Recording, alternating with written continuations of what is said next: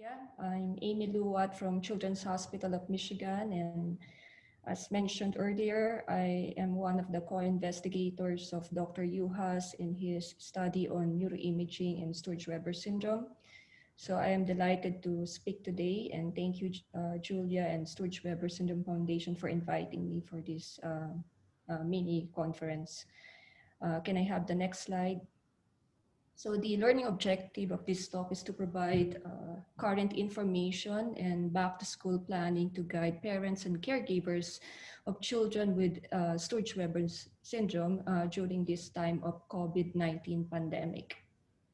Next slide, please. Thank you. So we all know that Sturge-Weber syndrome is a sporadic neurocutaneous disorder. It is a rare disorder with an incidence of 1 in 20,000 to 1 in 50,000. And usually the presence of port-wine birthmark that involves the upper eyelid and forehead suggests increased risk of intracranial involvement. In addition to the port-wine birthmark, Sturge-Weber syndrome consists of leptomeningeal vascular malformation, and many cases have associated glaucoma or choroid venous malformations. Next slide, please. Epilepsy is very common in Sturge-Weber syndrome, and in 90% of those with bilateral disease, they develop seizures. However, unilateral cases may have seizures in 70%. The onset is usually in the first 2 years of life, and the most common seizure type is the focal motor clonic seizure. Kosov et al. Published an article in 2009 in Epilepsy, suggesting that children with Sturge-Weber syndrome, they have a 30% risk of having what we call seizure clustering, which means multiple seizures over a 24-hour period, or prolonged seizure over 30 minutes or at least 30 minutes, separated by period of seizure freedom. Next slide, please. So COVID-19 pandemic is caused by the severe acute respiratory syndrome coronavirus, known as SARS-CoV-2, but it is popularly called as COVID-19. Why? Because CO means corona, VI means virus, D means disease, and 19 because it was in 2019 when the first cluster of cases was reported in Wuhan, China. So WHO declared public health emergency in January of 2020 and pandemic in March 2020.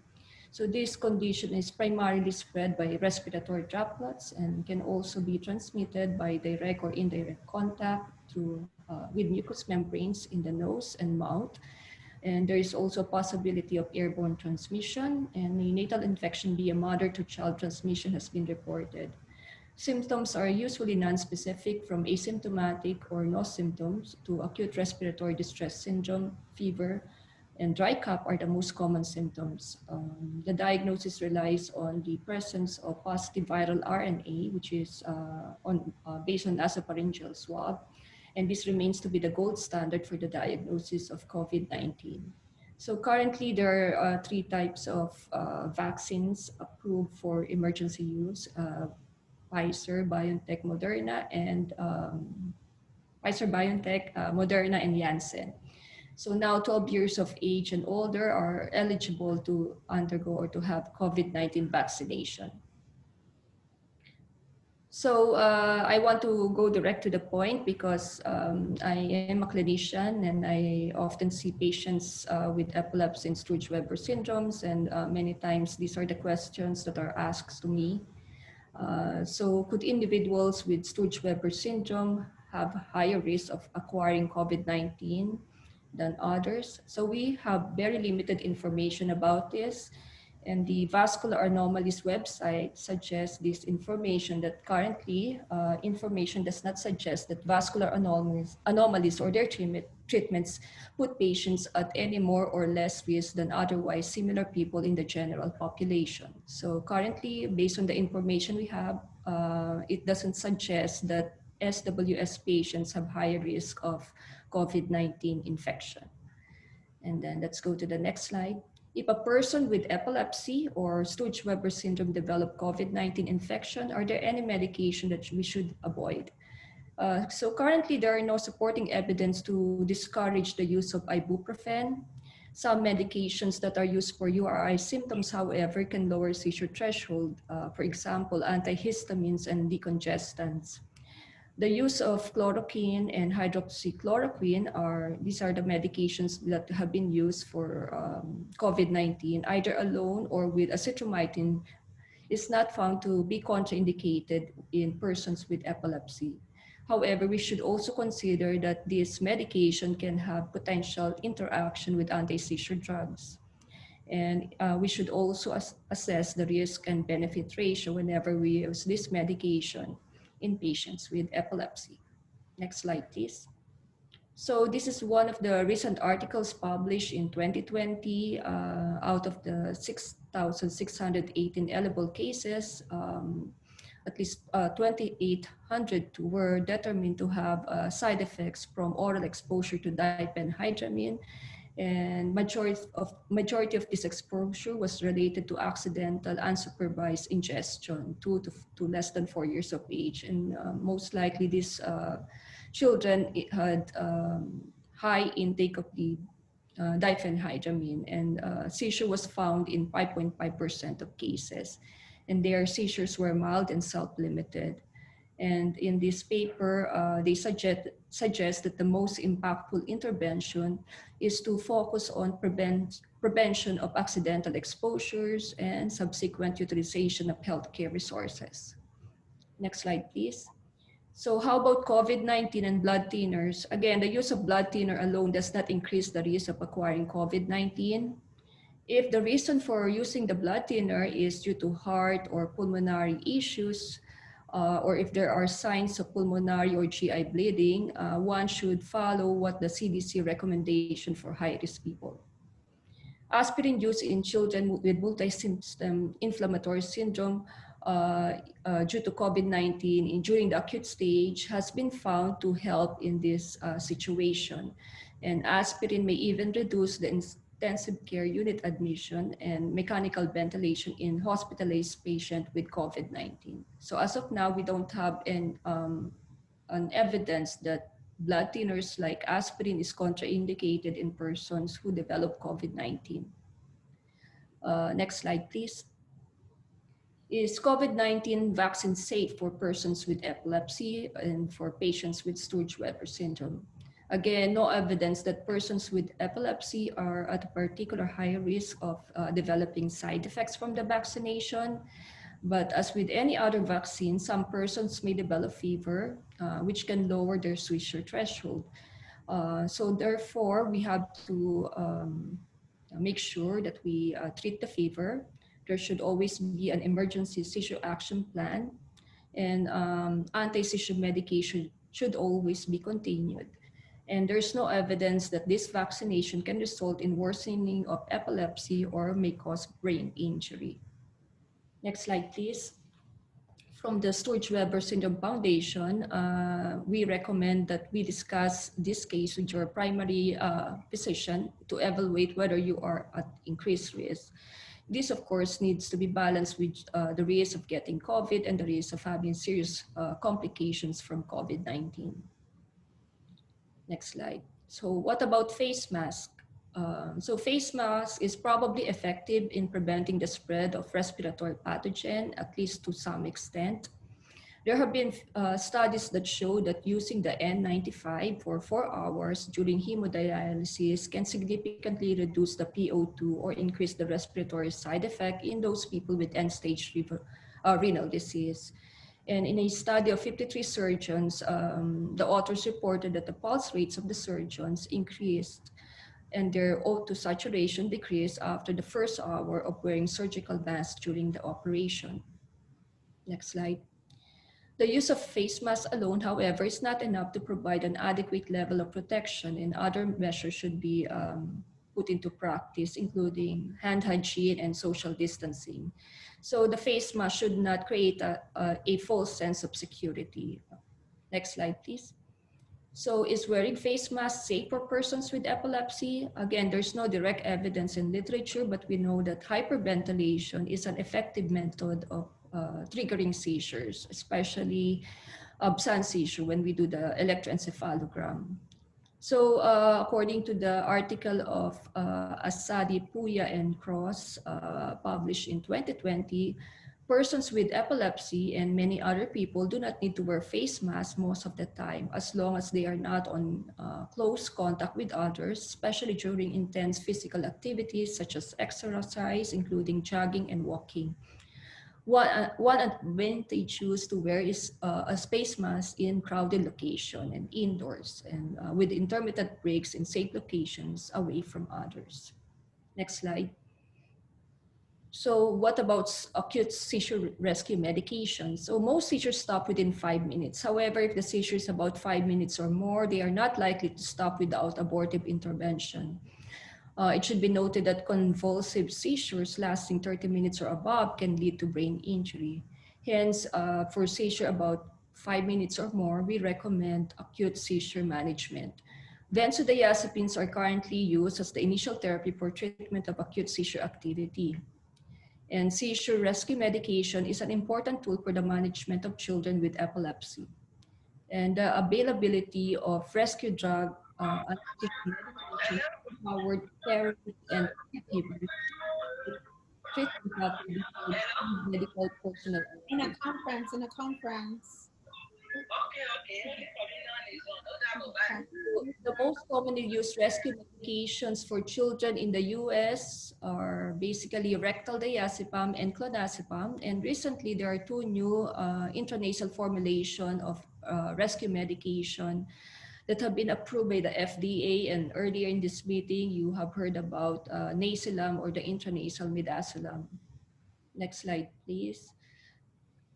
So these are the figures showing to you the different type of rescue seizure medications.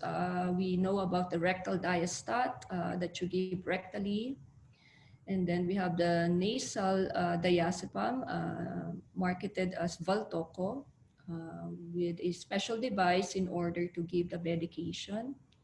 Prior to the approval of Nasilam, we used to use this device on the upper right-hand corner of the slide. It is an atomizer wherein before the availability of Nasilam, parents would have to draw the medication from an ampule using this atomizer before you can squirt the medication to the person's nose.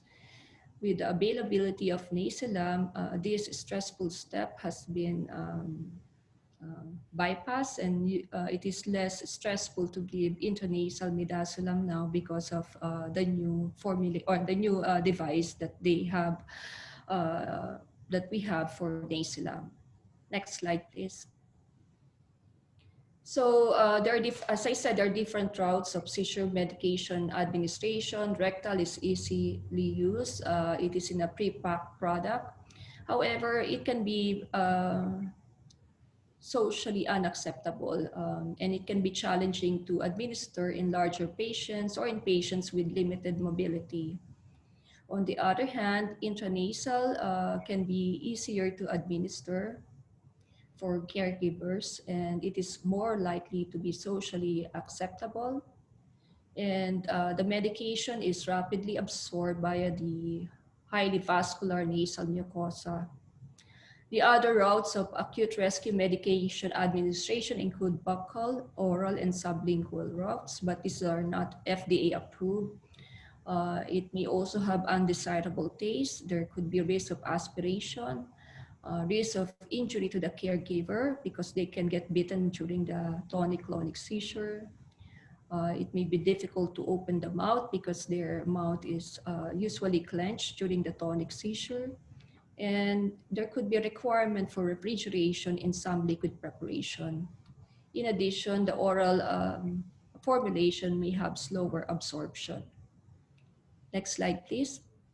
So these are now the current FDA-approved rescue medications that we can offer our patients with epilepsy. Diastat is the most popular because it has been with us for several years now, approved for children at least age 2 years. And the advantage is that you can administer large volume and relatively it is painless. The disadvantage, as I mentioned earlier, is the poor social acceptability. Also, it can be associated with inconsistent absorption and bioavailability, and limited medications can also be delivered by this route. The two intranasal medications, we learned about midazolam earlier today, but there is also an intranasal diazepam approved for children 6 years old and above. The bioavailability is 97%, which is weaker than IV diazepam. It is quick and easy to administer and has fast absorption, as well as rapid onset of action, and also painless.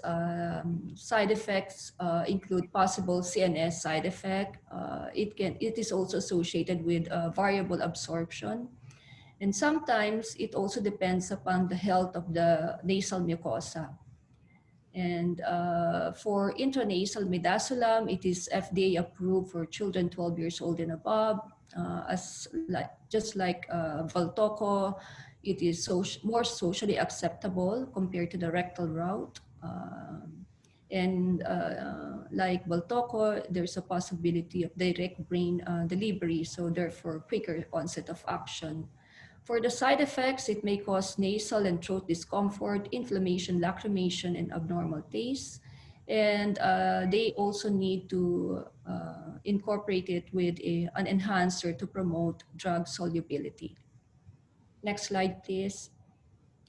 So recently, French and al. Published an article showing the consensus guideline for professionals caring for persons with epilepsy.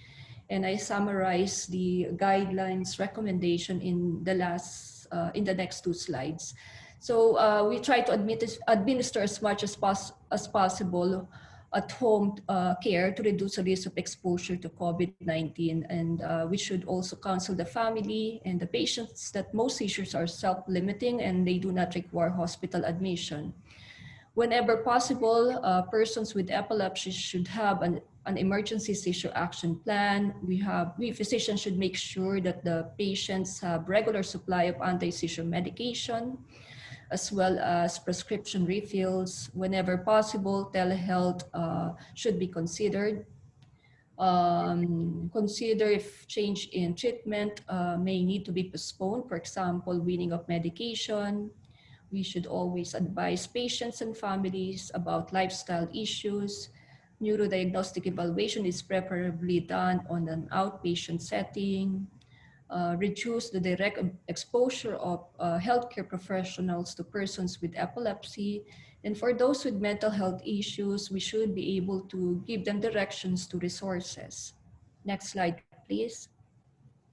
What about our general advice for persons with epilepsy? Minimize the likelihood of seizure exacerbation. Always have the comprehensive healthcare plan. It is important to adhere to routines and maintain routines. We have to maintain our regular anti-seizure medication supply. Adequate sleep, of course, is very essential, as well as routine exercise, healthy eating, avoidance of alcohol and recreational drugs. And again, for mental health issues, professionals should be able to give telephone advice and resources to these patients and patients' caregiver. Next slide, please. So we always have to provide useful information to the family, and I listed here some of the useful website that we can use for resources for the family. Next slide, please.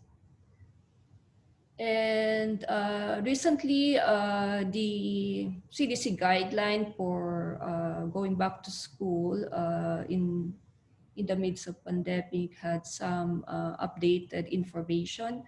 So as of August 4, 2021, they recommend universal indoor masking for all students, staff, and teachers and visitors from kinder to 12th grade, regardless of the vaccination status. And an added recommendation is for fully vaccinated people who have a known exposure to someone with suspected or confirmed COVID-19, they should be tested within 3 to 5 days after exposure, regardless of whether they have symptoms or not.